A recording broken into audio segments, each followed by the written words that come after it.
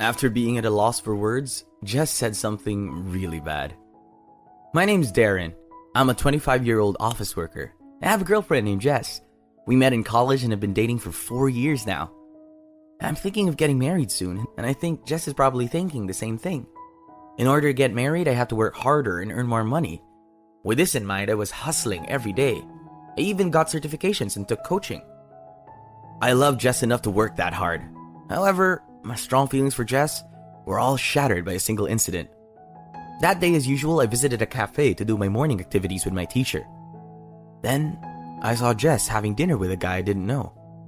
What? Why? What? Isn't that your...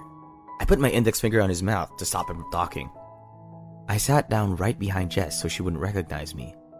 Is he from work? No way. Or... I wanted to know the truth. Please start talking about your job.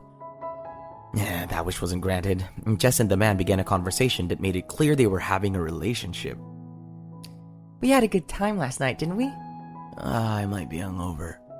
Your sleeping face was so cute. Can I go to your room again today? Well, what should I do? I was shocked. Jess was cheating on me while we were together. How long had she been two-timing on me? My mind went blank and I couldn't think about my morning activities. I just sat in the back and listened to their conversation. When they got up from their seats, I called out to Jess. Hey, Jess. Darren? Jess stiffened when she realized I was right behind you. Who are you?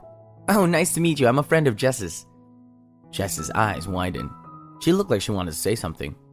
I ended the conversation, ignoring her. I'm sorry for stopping you. See you later, Jess. Okay, well, see you later. The guy and Jess left the cafe. I sighed deeply. My teacher was worried about me. He ordered me a cup of coffee to calm me down. While I was drinking the coffee to calm down, I received a line from Jess. She said, I was wondering if we could meet up during my lunch break. I replied, I'll see you at the cafe. Her lunch break came and I went to the cafe. When I arrived, I found Jess looking restless and stirring her iced coffee with a straw. Darren, thanks for coming. What did you want to talk about?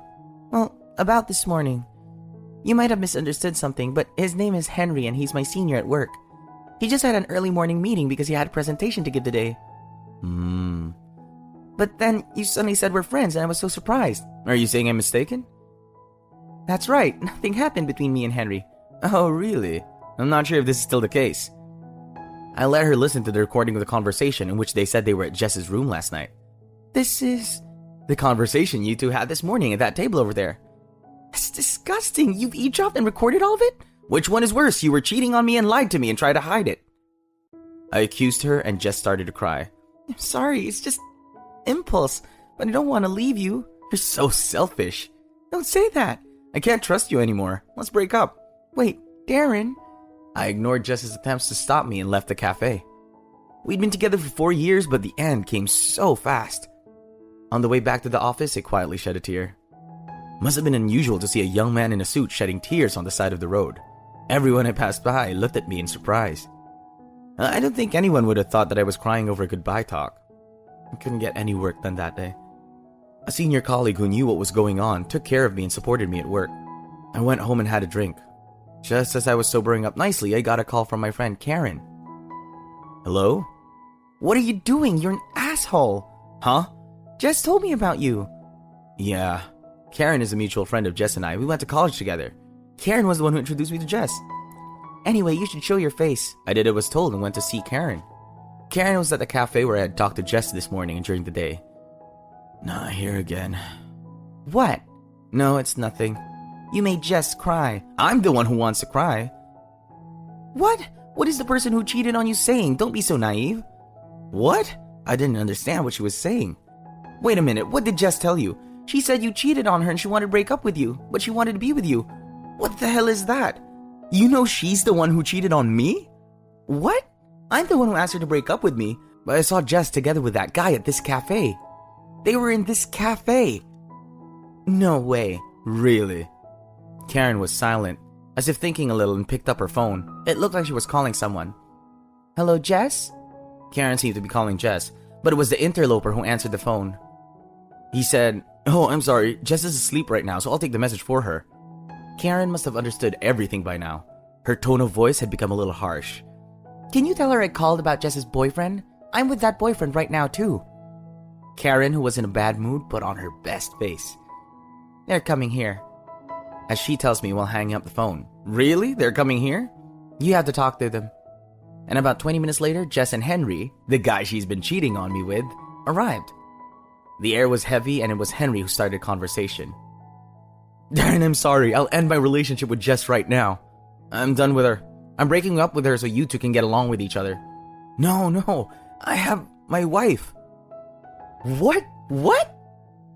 Karen and I raised our voices at the same time.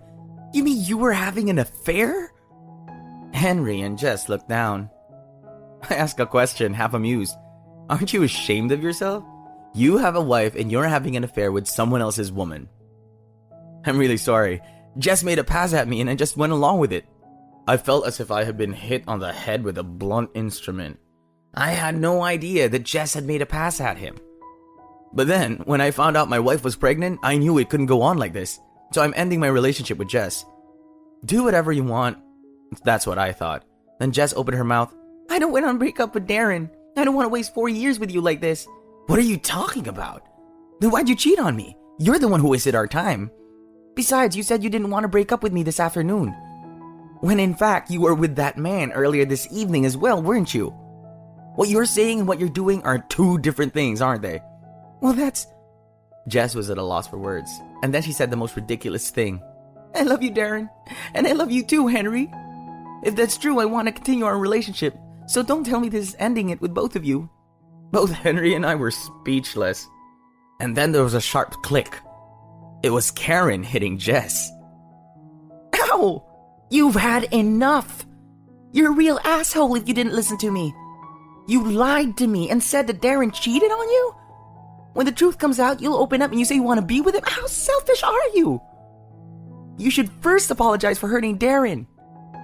Jess looks down at Karen's righteous argument. I'm sorry. Jess apologizes to me while crying. In the end, we couldn't talk anymore and Henry drove Jess home. Karen stayed at the cafe with me. Jess cried and acted like she was sorry, but she would do it all over again. I'll have to teach her a lesson.